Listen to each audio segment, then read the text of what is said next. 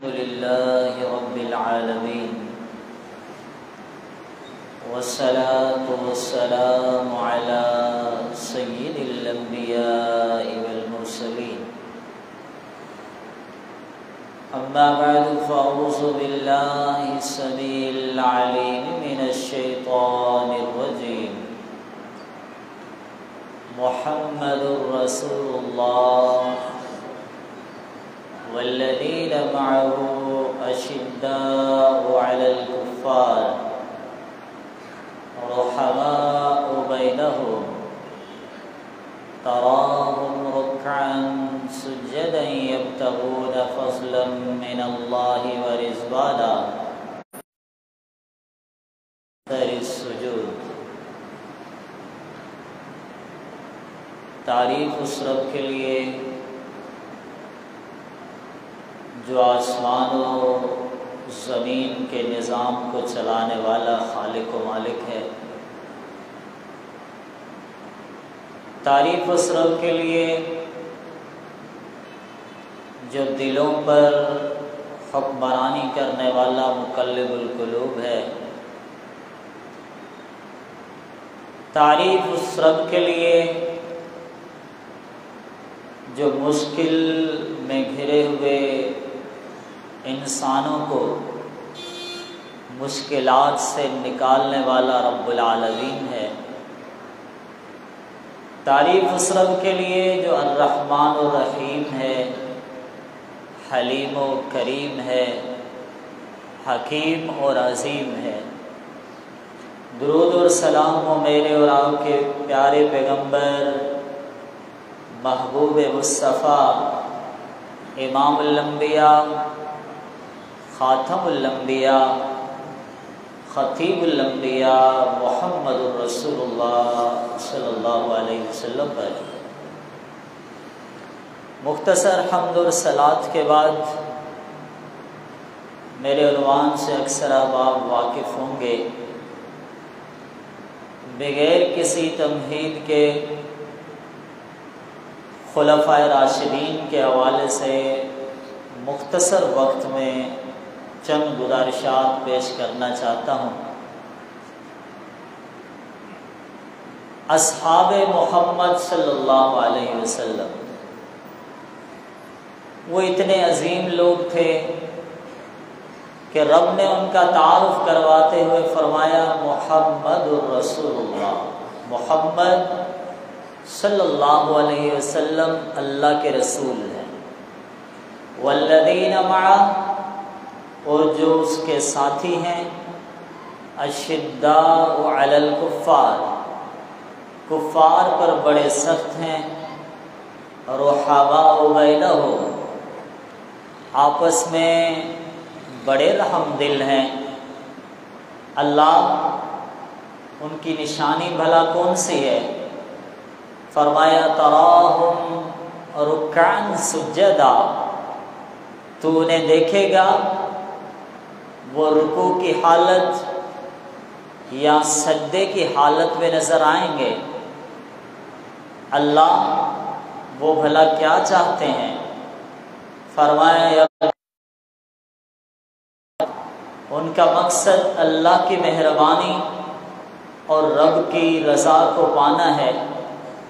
اللہ ان کی اور علامت کون سی ہے؟ فرمایا سیماہم فی وجوہہم من نثر السجود، ان کے ماتھے پر تمہیں سجدے کے نشان نظر آئیں گے۔ اللہ قرآن تو پڑھ لیا، ان کی مثالیں تو نے بھلا کہاں کہاں بیان کی ہیں؟ فرمایا ذالک مثلہم فی التوراۃ ومثلہم فی الانجیل، ان کی مثالیں صرف قرآن میں نہیں بلکہ رب نے تورات اور انجیل میں بھی بیان کی ہیں۔ یہ ہیں میرے اور آپ کے محبوب محمد الرسول اللہ صلی اللہ علیہ وسلم کے ساتھ، جنہیں ایک ہی محفل میں میرے اور آپ کے پیغمبر یوں بشارت دیتے۔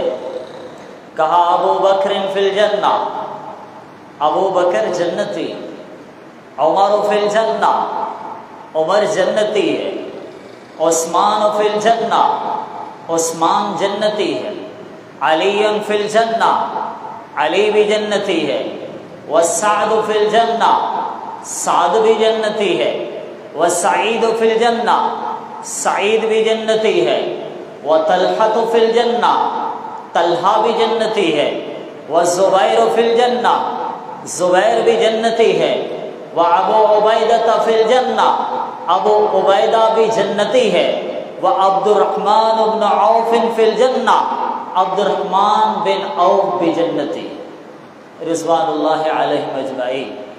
وہ میرے اور آپ کے محبوب محمد الرسول اللہ صلی اللہ علیہ وسلم کے ساتھ اتنے عظیم تھے۔ لقد رضی اللہ عن المؤمنین اذ یبایعونک تحت الشجرہ فعلم ما فی قلوبہم۔ ہمارے دل کو رب دیکھے تو ہمارا دل کیسا ہوگا؟ کبھی ذرا اس بات پر بھی غور کر لیں، دل میں جذبات ہم کیا رکھتے ہیں، خیالات کون سے سنبھال رکھے ہیں، ہمارے افکار کی دنیا کہاں سے شروع ہو کر کہاں تک نہ جانے ختم ہو جاتی ہے۔ نیند سے پہلے اور نیند سے اٹھنے کے بعد دماغ میں کتنے خرافات ایک ہی وقت میں جنم لے لیتے ہیں۔ ہمارا دل تو ایسا ہے، خیال آتا ہے کہ بس اللہ رحم فرمائے، لیکن نبی کے صحابہ کا دل کیسا تھا؟ رسول اللہ صلی اللہ علیہ وسلم کے صحابہ کتنے عظیم تھے؟ فرمایا لقد رضی اللہ عن المؤمنین، کر رہے تھے اللہ تیری رضا کا راز بھلا کون سا ہے؟ اللہ تو ان سے راضی ہوا تو بھلا کیوں راضی ہو گیا؟ اللہ اس کی دلیل بھلا کون سی ہے؟ فرمایا فعلم ما فی قلوبہم، کہا تم نہیں جانتے، تمہارا رب جانتا ہے کہ محمد کے صحابہ کے دل کتنے پاکیزہ ہیں صلی اللہ علیہ وسلم۔ کتنا غلط بیان کرتا ہے وہ جو صحابہ کے بارے میں کہتا ہے کہ نعوذ باللہ ان کی زندگی میں غلط بیانیاں تھیں، نعوذ باللہ وہ اس طرح کے تھے، وہ اس طرح کے تھے۔ رسول اللہ صلی اللہ علیہ وسلم کے صحابہ تو وہ تھے میرے بھائیوں، ان میں 4 صحابہ کی عظمت تو الگ ہی ہے۔ پہلا نام آتا ہے ابو بکر کا۔ کون ابو بکر؟ جس کے بارے میں میرے نبی نے کہا تھا دروازے بند ہوتے ہیں تو ہونے دو، میرے ابو بکر کا دروازہ کھلا رہے گا۔ جس کے بارے میں نبی کا فیصلہ تھا ہجرت میں کوئی ساتھ چلے گا تو وہ بھی ابو بکر چلے گا، کوئی یار غار بنے گا تو وہ بھی ابو بکر بنے گا۔ رسول اللہ صلی اللہ علیہ وسلم مریض ہوں گے، مصلی پہ امام بنے گا تو وہ بھی ابو بکر بنے گا۔ نبی علیہ السلام کی جگہ پر امامت کروائے گا تو وہ بھی ابو بکر بنے گا۔ کسی عورت نے کہا تھا اللہ کے نبی اگر میں دوبارہ آؤں اور تم سے ملاقات نہ ہو تو بھلا پھر کس سے ملاقات کر کے مسئلہ حل کروانا ہوگا؟ کہا فَإِن لَّمْ تَجِدِينِي، اگر تم مجھے نہ پائے تو پھر میرے ابو بکر کے پاس آنا۔ وہ ہے ابو بکر رضی اللہ تعالیٰ۔ نبی کائنات بیمار ہوئے، کہا مرو ابا بکر فلیصلی بالناس، ابو بکر سے کہو کہ لوگوں کو نماز پڑھائے۔ نبی کا ادب کتنا تھا ابو بکر کے دل میں، اس حدیث کو سنیں اور اندازہ کریں۔ مصلی پہ کھڑے ہوئے، تلاوت جاری تھی، امام بن گئے، مقتدی کتنے کھڑے تھے، مسجد نبوی کا منظر کیا ہوگا؟ رحمت للعالمین نبی نہیں تھے، تلاوت ہی کر رہے تھے تو رسول اللہ صلی اللہ علیہ وسلم صف میں داخل ہوئے۔ نبی صلی اللہ علیہ وسلم کے آنے کو انہوں نے محسوس کر لیا۔ امام تو امام ہوتا ہے، وہ مڑ کر کبھی دیکھا نہیں کرتا، امام تو امام ہوتا ہے، مصلی چھوڑ کے پیچھے ہٹا نہیں کرتا، امام تو امام ہوتا ہے، دوران امامت پیچھے ہٹ کر پہلی صف میں شامل نہیں ہوتا۔ لیکن مسجد نبوی میں یہ منظر بھی آیا، جب اندازہ ہوا، احساس ہوا امام اعظم صلی اللہ علیہ وسلم آ گئے ہیں، گردن کو موڑا، مڑ کے پیچھے دیکھا، نگاہ پڑی محمد کے چہرے پہ صلی اللہ علیہ وسلم۔ جیسے نبی کائنات کو دیکھا، ابو بکر نے مصلی چھوڑ دیا، دوران امامت پیچھے ہٹنے لگے۔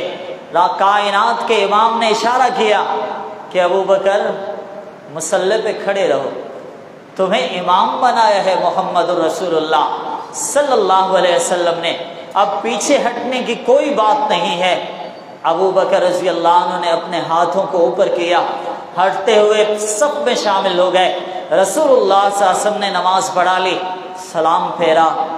اللہ کے نبی نے پوچھا، ابو بکر حکم بھی میرا تھا، اشارہ بھی میں نے کیا تھا، اشارے کا مقصد بھی تھا کہ ابو بکر تم نماز پڑھا کے مکمل کر لو، تم نے نماز پوری کیوں نہیں کی؟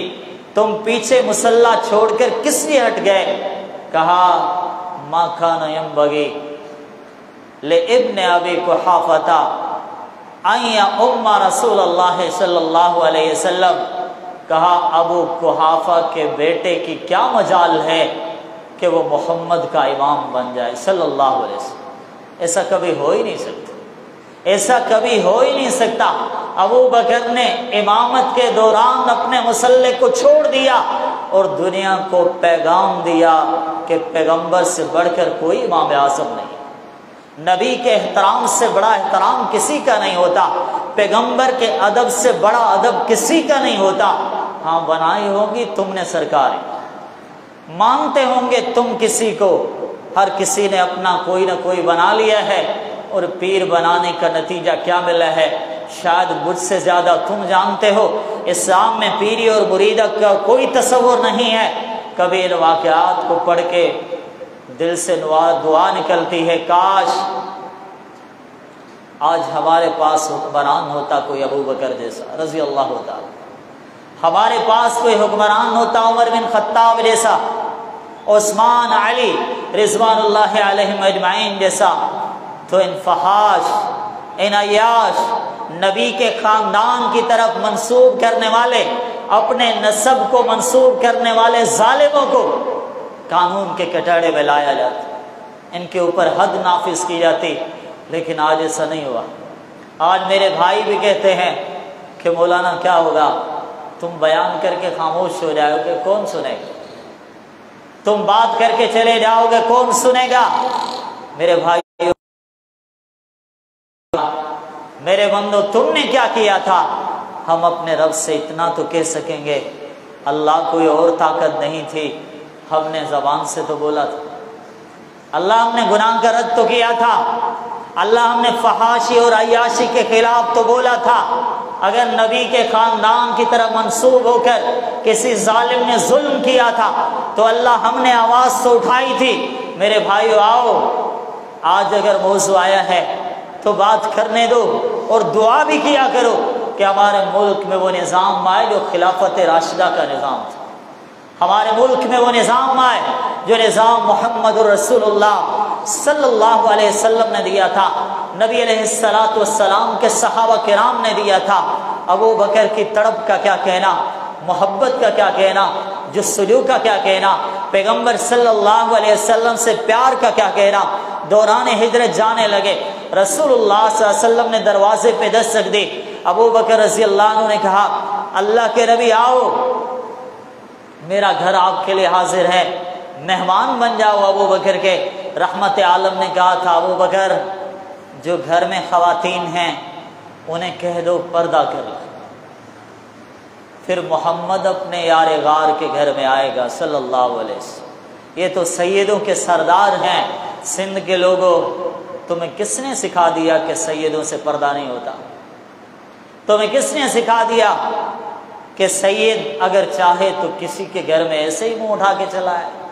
اللہ کی قسم میں وہ سید کہلانے کے لائق نہیں ہے، جو قوم اور امت کو پردہ نہیں سکھاتا، جو پردے کی بات نہیں کرتا، جو دین محمد صلی اللہ علیہ وسلم کی بات نہیں کرتا۔ ابو بکر رضی اللہ تعالیٰ عنہ سے سیکھیں، رسول اللہ صلی اللہ علیہ وسلم نے کہا اپنی خواتین کو کہو کہ وہ پردہ کر لیں، پھر اللہ کے نبی گھر میں آئیں گے۔ کیا بات تھی، کیا گفتگو کا انداز تھا، کتنی محبت تھی۔ اللہ کے نبی کہنے لگے ابو بکر ہجرت کا حکم آ گیا، چاہتا ہوں اب ہجرت کر کے چلیں گے۔ ابو بکر کہنے لگے میرے والد اور میری والدہ آپ پر قربان جائیں، یہ پروانہ آپ کے ساتھ جانا چاہتا ہے۔ اتنی محبت، بار بار کہتے تھے میرے والدین آپ پر قربان ہو جائیں۔ سفر کیسے ہوگا؟ میرے والدین آپ پر قربان ہو جائیں۔ کب چلنا ہے؟ میرے والدین آپ پر قربان ہو جائیں۔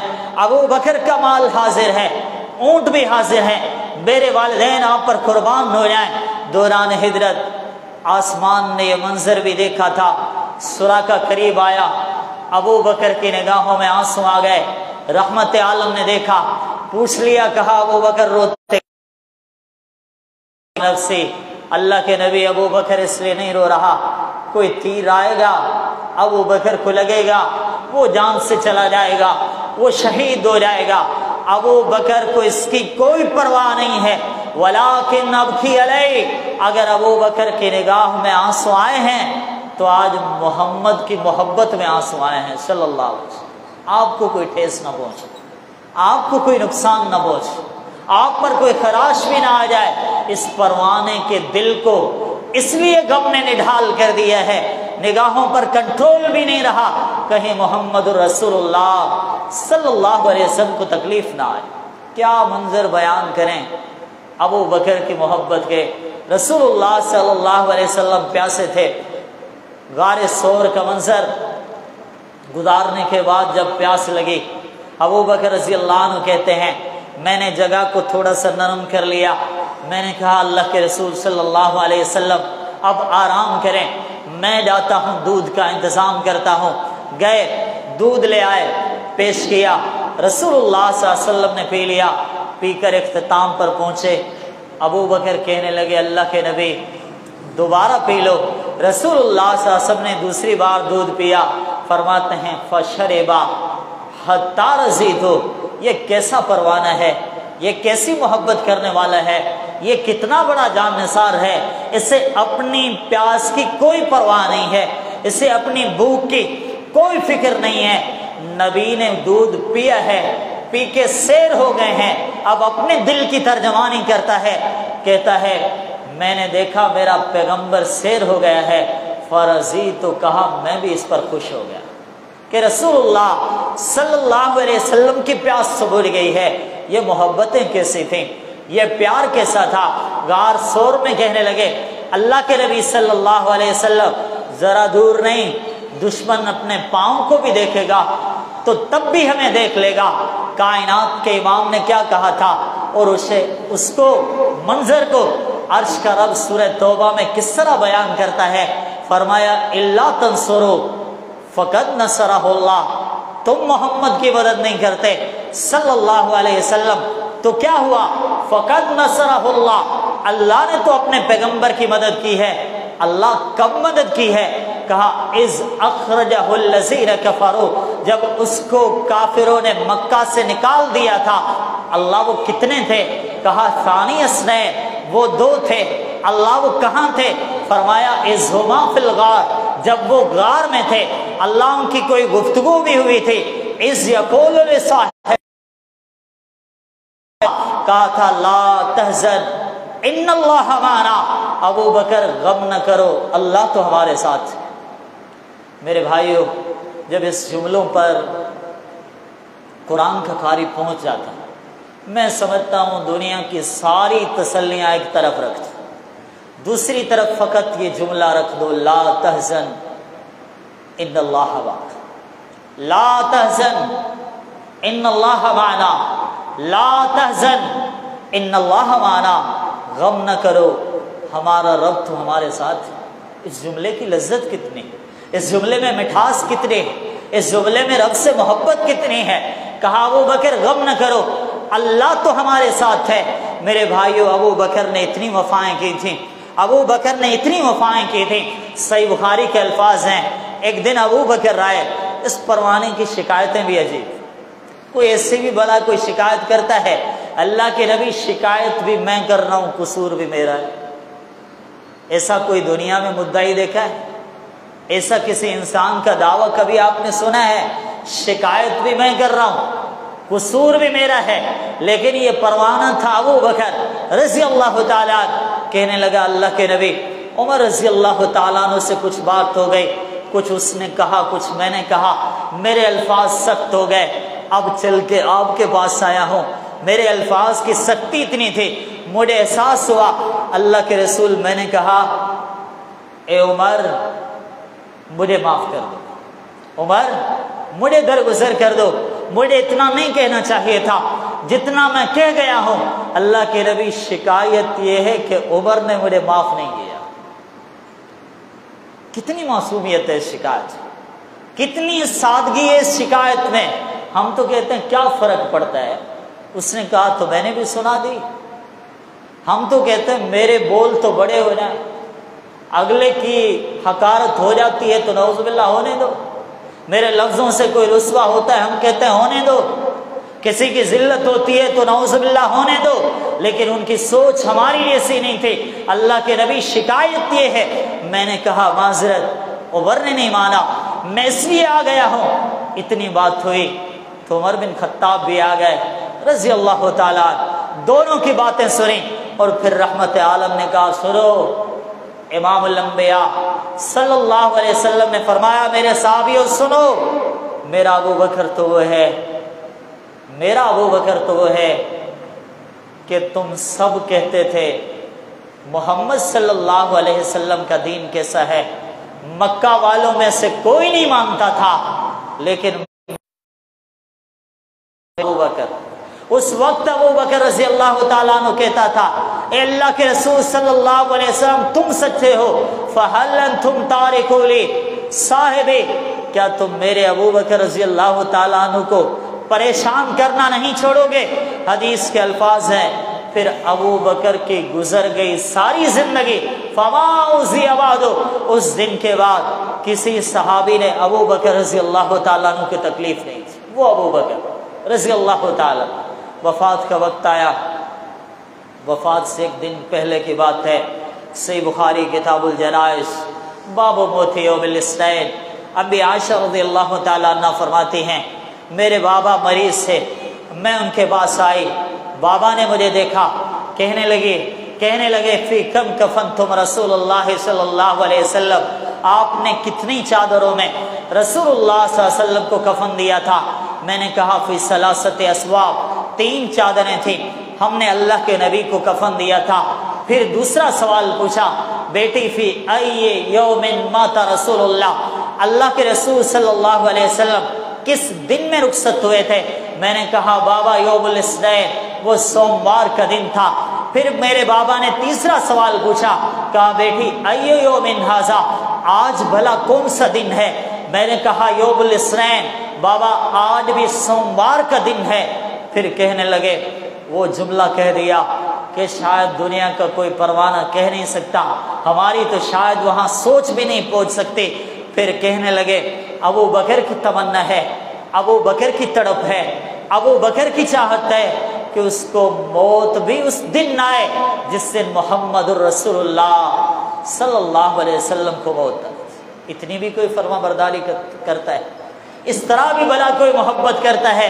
پھر اپنے گھر کی طرف دیکھا، اللہ اکبر، میرے بھائیوں کاش ان زندگیوں کا کچھ حصہ مجھے اور آپ کو بھی مل جائے۔ ہم تو کہانی بتانے والے مسلمان، گفتگو اور زبان کی چوٹی کے مسلمان، ہم گفتار کے غازی بن گئے، کردار کے غازی نہ بن سکے۔ گناہوں میں گزرتی چلی گئی یہ زندگی، چند باتیں بھی کر لیں، ہاں دل چاہتا ہے نماز پڑھوں لیکن آتا تو نہیں ہے، کہتا ہے دل چاہتا ہے گناہ چھوڑ دوں لیکن چھوڑتا تو نہیں ہے، دل چاہتا ہے جھوٹ چھوڑ دوں لیکن چھوڑتا تو نہیں ہے، کہتا ہے دل چاہتا ہے داڑھی رکھ لو لیکن رکھتا تو نہیں ہے۔ میرے بھائیوں، زبان سے بات کر کے بھی نیکی نہیں کرتا، اور زبان سے گناہ چھوڑنے کی بات کر کے بھی یہ گناہ نہیں چھوڑتا۔ صحابہ کی زندگی کتنی پیاری زندگی تھی، اپنے گھر کے اطراف میں دیکھا، دیکھنے کے بعد رضی اللہ تعالیٰ عنہ اس چادر کو اٹھانا، اسے ذرا دھو کے صاف کر لینا، صاف کرنے کے بعد اس کے ساتھ 2 کپڑے اور ملا لینا، اور اس پرانے لباس میں، پرانی چادروں میں ابو بکر کو کفن دے دینا۔ کہنے لگے ابو بکر یہ کیا بات ہو گئی، پرانے لباس کی بات کیوں کرتے ہو، پرانی چادر کی کیوں بات کرتے ہو؟ آپ کے لیے نیا کفن تو لایا جا سکتا ہے، امیر المومنین تھے، حکمران تھے، دشمن سامنے ٹک نہیں سکتا تھا، کوئی مقابلے میں آ نہیں سکتا تھا، مال غنیمت کو تقسیم کرنے والے تھے، 3 چادریں آ جاتی ان کے لیے بھلا کون سا مسئلہ تھا؟ سائل نے کہا بھی تھا ابو بکر حکم دو نیا کفن کا کپڑا لے آئیں گے، جواب میں کہنے لگے ان الحی احق بالجدید، نئے لباس کی ضرورت تو زندہ انسان کو ہوتی ہے، بھلا میت کو کیا ضرورت کہ نیا کپڑا ہے یا پرانا کپڑا ہے؟ ان پرانی چادروں میں ابو بکر کو کفن دے دینا۔ میرے بھائیوں، کچھ تو ہم بھی سیکھ لیں کہ ہم بھی کہتے ہیں ہم خلافت راشدہ کو ماننے والے ہیں، ہم بھی خلفاء راشدین کو ماننے والے ہیں، ہم بھی ان کے نظام کی بات کرتے ہیں۔ مجھے تو بڑا تعجب ہوتا ہے اس انسان پر جو ملک میں نظام خلافت لانے کی بات تو کرتا ہے لیکن اپنے ذات پر نظام خلافت نافذ نہیں کر سکتا۔ بات کر رہا ہے ملک کی، بات کر رہا ہے 4 صوبوں کی، اپنی ذات پر نافذ نہیں کرتا۔ اگلی بات تو بعد میں ہے، اپنے گھرانے پر نافذ نہیں کرتا، دوسری بات تو بعد میں ہوگی، اپنی اولاد پر نافذ نہیں کر سکتا، دوسری بات تو بعد میں ہوگی، اور کہتا ہے قصور فلاں اور فلاں کا ہے۔ میرے بھائیو، ہم بھی بڑے قصوروار ہیں، ہم بھی بڑے قصوروار ہیں۔ کسی محفل میں بیٹھ جائیں، سیاست کی بات نہیں کر رہا، سمجھانے کے لیے مثال دے رہا ہوں، کسی محفل میں بیٹھ جائیں، سیاست کی بات ہو، کون سا بندہ ہے جو یہ نہ کہے کہ حکمران مجرم ہے؟ ہر بندہ کہتا ہے، ہر انسان کہتا ہے، ہر شخص کہتا ہے، نیک بھی وہی بات کرتا ہے، گنہگار بھی وہی بات کرتا ہے۔ کہنے کے لیے بڑی باتیں ہوتی ہیں، کہنے والا کہتا کیا ہے؟ حکمران قصوروار ہے اس لیے کہ وہ جھوٹ بولتے ہیں۔ میں کہتا ہوں کیا تم جھوٹ نہیں بولتے؟ کیا ہمارا قصور نہیں ہے؟ ہم کہتے ہیں حکمران وعدہ خلافی کرتا ہے اس لیے قصوروار ہے۔ میرے بھائیو، کیا ہم وعدہ خلافی نہیں کرتے؟ کیا ہمارا قصور نہیں ہے؟ کہنے والا کہتا ہے حکمران ملاوٹ کی بات کرتے ہیں، حکمران غلط بیانی کی بات کرتے ہیں، حکمران سود کی بات کرتے ہیں۔ میرے بھائیو، کیا ہم سود نہیں کھاتے؟ میرے بھائیو، ایک معمولی مزدور سے لے کر بڑے سے بڑے کاروبار میں کوئی دھوکہ نہیں کرتا، کیا ہمارا قصور نہیں ہے؟ کیا کاروبار میں کوئی ناپ اور تول میں کمی پیشی نہیں کرتا، کیا ہمارا قصور نہیں ہے؟ اصل دکھا کر کون نقل نہیں بیچتا، کیا ہمارا قصور نہیں ہے؟ ہم نے کہا حکمرانوں کا قصور ہے، لیکن نعوذ باللہ ظالم تو ہم خود ہیں، ظالم تو ہم خود ہیں۔ رسول اللہ صلی اللہ علیہ وسلم نے فرمایا تھا، سنن ابن ماجہ کتاب الفتن باب العقوبات کے الفاظ ہیں، رسول اللہ صلی اللہ علیہ وسلم نے فرمایا تھا وَلَمْ يَمْنَعُوا زَكَاةَ أَمْوَالِهِمْ، اگر کاروبار میں دھوکہ آ جائے، فراڈ آ جائے، غلط بیانی آ جائیں، زکوٰۃ فرض بھی ہو جائے، زکوٰۃ دینے والا زکوٰۃ نہ دے، اللہ سلط اللہ علیہم، اللہ ایسے لوگوں پر ایسے اپنے دشمن مسلط کر دے گا۔ میرے بھائیو، آج ہو گئے دشمن مسلط، آج ہم کمزور پڑ گئے۔ میرے بھائیو، آؤ خلافت راشدہ سے کچھ سیکھ لو، صحابہ کی زندگی سے کچھ سیکھ لو۔ اس کے بعد خلیفہ بنے تھے عمر بن خطاب رضی اللہ تعالیٰ عنہ۔ وقت کم ہے، بات مختصر کر دیتا ہوں۔ شہادت کا وقت تھا، کہنے والے نے کہا تھا عمر تم تو وہ ہو، صحیح بخاری کے الفاظ ہیں باب قصۃ البیعہ، کہنے والے نے کہا تھا عمر تم تو وہ ہو، نبی کے صحابی بنے، تمہارا صحابی ہونا بھی اچھا تھا، تم تو وہ ہو جب خلیفہ بنے تو تمہاری خلافت بھی اچھی تھی، ثم رزقت هذه الشہادہ، پھر تمہیں شہادت کا درجہ بھی مل گیا۔ اتنی بڑی فضیلتیں مل گئیں، مقام تو اتنا تھا، کہہ سکتے تھے ہاں برابر ایسا ہے، کہہ سکتے تھے ہاں برابر ایسا ہے، لیکن کہنے لگے کاش یا لیتنی طلا الارض ذہبا۔ کہنے کو، سنانے کو تو یہ الفاظ بڑے آسان ہیں، لیکن گہرائی تک چلے جائیں، عمر کے دل کے جذبات کیا تھے رضی اللہ تعالیٰ۔ کہنے لگے کاش ساری زمین، آج عمر کا رب ساری زمین سونا بنا کر عمر کو دے دے رضی اللہ تعالیٰ۔ فرماتے ہیں سارا سونا رب کے راستے میں لٹا دوں گا تاکہ میں اللہ کے عذاب سے بچ جاؤں۔ دوسری حدیث کے الفاظ ہیں، کہا تعریف کرنے والے تم تو تعریف کر رہے ہو، عمر نہیں جانتا رضی اللہ تعالیٰ کہ آج اس کا رب اس کے لیے جنت کا فیصلہ کرے گا یا جہنم کا فیصلہ کرے گا۔ میرے بھائیوں، تقوی، خشیت الہی، پرہیزگاری کوئی سیکھے تو ان سے سیکھے۔ تنہائی میں گئے، سوچا درمیان میں دیوار حائل ہو گئی ہے، کوئی سن نہیں رہا ہوگا، جن کی تنہائی کی باتیں بھی رب نے تاریخ بنا دے ہوں، وہ لوگ کتنے عظیم ہوں گے۔ اپنے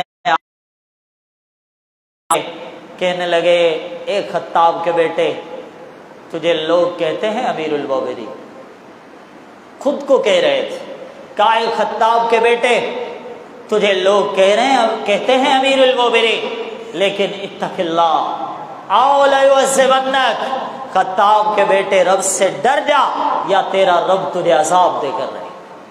ہم بھی خود کو کرتے ہیں نصیحت، ہم بھی خود کو سمجھاتے ہیں۔ جب شہادت کا وقت قریب آیا تھا، بیٹے کو بلایا تھا، بلا کر کہنے لگے، بیٹا تیرے بابا عمر پر، صحیح بخاری کے الفاظ، باب قصۃ البیع کے الفاظ ذکر کر رہا ہوں اپنے آپ کو اور آپ سب کو سمجھانے کے لیے۔ کہنے لگے، بیٹا آپ کے بابا پر 86,000 86,000 درہم یا دینار کا قرضہ ہے، شاید آپ کا بابا دنیا میں نہ رہے، والد کا قرض ادا کر دے رہا۔ میرے بھائیوں، میں کہتا ہوں سپر پاور حکمران تھا، کیا کچھ نہیں تھا اس کے پاس۔ کیسر و کسریٰ کے خزانے سبھی تو عمر کے پاؤں میں تھے، کیسر و کسریٰ کی دولتیں سبھی عمر بن خطاب کے پاس تھیں رضی اللہ تعالیٰ، لیکن بیٹے سے کہہ رہے ہیں، بیٹا آپ کے بابا کے اوپر اتنا قرضہ ہے، اللہ کی قسم ہے، یہ ہے امانت داری، یہ امانت داری۔ انہوں نے خزانے کا کتنا حساب رکھا تھا، کتنے عظیم تھے یہ حکمران۔ بھائیو، اس کے بعد خلافت آئی تھی عثمان کے پاس رضی اللہ تعالیٰ، ان کی زندگی کے بھی بڑے واقعات ہیں۔ شہادت کا منظر ذکر کر کے موضوع کو آگے بڑھاتے ہیں۔ قرآن پڑھ رہے تھے، قاتل قریب پہنچ گیا تھا، تلوار چلنے والی تھی، جان جانے والی تھی۔ عثمان رضی اللہ تعالیٰ عنہ کے جسم سے شہادت کے قطرات نکلتے ہیں، گرتے ہیں تو کہاں گرتے ہیں، رب جسے چاہے یہ مقام دے دے۔ فَسَيَكْفِيكَهُ اللَّهُ، قرآن کی آیت ہے۔ عثمان رضی اللہ تعالیٰ عنہ کے شہادت کے خون کے قطرات قرآن کی اس آیت پہ گر جاتے ہیں۔ لگتا تو یوں ہے قیامت کے دن ہوگا، کسی کے لیے مختلف اشیاء گواہی دے رہی ہوں گی، لیکن عثمان کے لیے تو رب کا قرآن گواہی دے گا رضی اللہ تعالیٰ، کہ قرآن پڑھتے پڑھتے وہ اس جہان سے رخصت ہو گئے تھے۔ علی مرتضیٰ رضی اللہ تعالیٰ، رب العالمین نے کتنی عظیم زندگی دی تھی، کتنے بڑے فضائل تھے، کتنا بڑا مقام تھا، رب العالمین نے کتنا رتبہ دیا تھا۔ سادگی، پھر تمہارا رتبہ کیا ہوگا؟ جواب میں کہنے لگے، انا رجل من المسلمین، میں تو عام مسلمانوں سے ایک عام مسلمان ہوں۔ میرے بھائیوں، اپنی تعریف اپنی زبان سے نہیں کی، کوئی ہم سے کہہ کے تو دکھائے ہماری تعریف کا کوئی ایک جملہ، پھر آدھا گھنٹہ اسے سننا پڑے گا کہ میری تعریف یہ بھی، میری تعریف یہ بھی ہے۔ میرے بھائیوں، کوئی خود سے اپنی تعریف کبھی نہیں کرتا۔ آؤ بتانے سے مقصود یہ ہے کہ ہم نے کیا سیکھا ہے خلافت راشدہ سے، ہم نے کیا سیکھا ہے خلفائے راشدین کی زندگی سے، ہم نے کون سی تربیت پائی ہے محمد الرسول اللہ صلی اللہ علیہ وسلم کے صحابہ کرام رضوان اللہ علیہم اجمعین سے۔ میرے بھائیو، یہ سبھی واقعات صحابہ کرام کی زندگیاں مجھے اور آپ کو کچھ سمجھا رہی ہیں کہ آؤ خود بھی عمل کرو اور لوگوں کو بھی اس کا پیغام، خود بھی عمل کرو، لوگوں کو بھی اس کا پیغام دو۔ ایک نوجوان آیا تھا عمر رضی اللہ تعالیٰ عنہ کے شہادت کے وقت، اور کیفیت کیا تھی، کربناک منظر کتنا تھا، غم کتنا بڑا تھا۔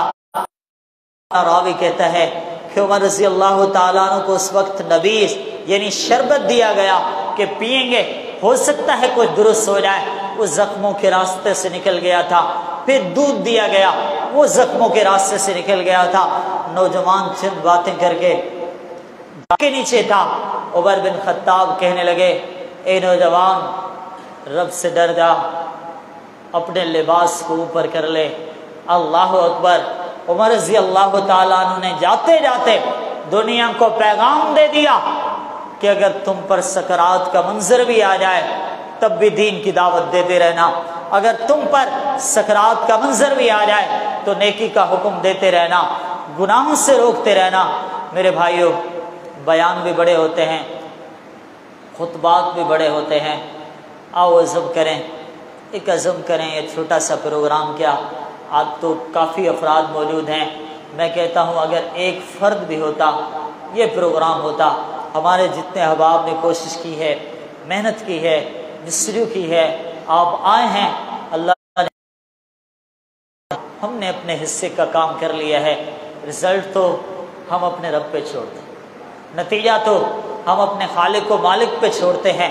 لہٰذا میرے بھائیوں، رب نے جتنی صلاحیت دی ہے آپ سبھی صلاحیتیں صرف کریں اللہ کے دین کی خدمت۔ جو ہم سے نہیں ہوتا، امید ہے ہمارا رب ہم سے نہیں پوچھے، جو ہم سے نہیں ہو سکتا، امید ہے ہمارا رب ہم سے نہیں پوچھے گا، لیکن جو ہماری طاقت میں ہو اور ہمارا رب ہم سے پوچھے، ہمارا رب ہم سے سوال کرے گا، اور جب وہ سوال کرے گا تو پھر ہمارے پاس جواب کیا ہوگا؟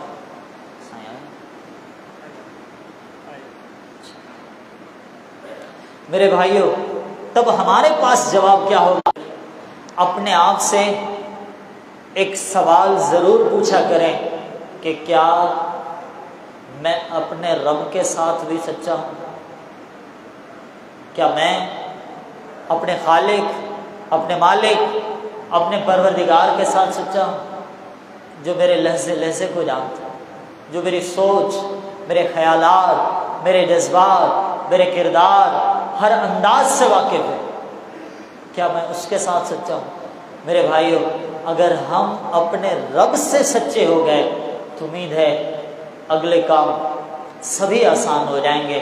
دعا ہے اللہ تعالیٰ مجھے آپ سب کو عمل کی توفیق عطا فرمائے۔ خلافت راشدہ کا قانون، ان کے قوانین، ان کی زندگی، ان کی سیرت، ان کی طرز حکومت اللہ رب العالمین ہمارے حکمرانوں کو عطا فرمائے۔ اللہ تعالیٰ مجھے اور آپ کو ایسا بنا دے کہ ہم رب کے محبوب بندے بن جائیں۔ آمین۔ وآخر دعوانا ان الحمد للہ رب العالمین۔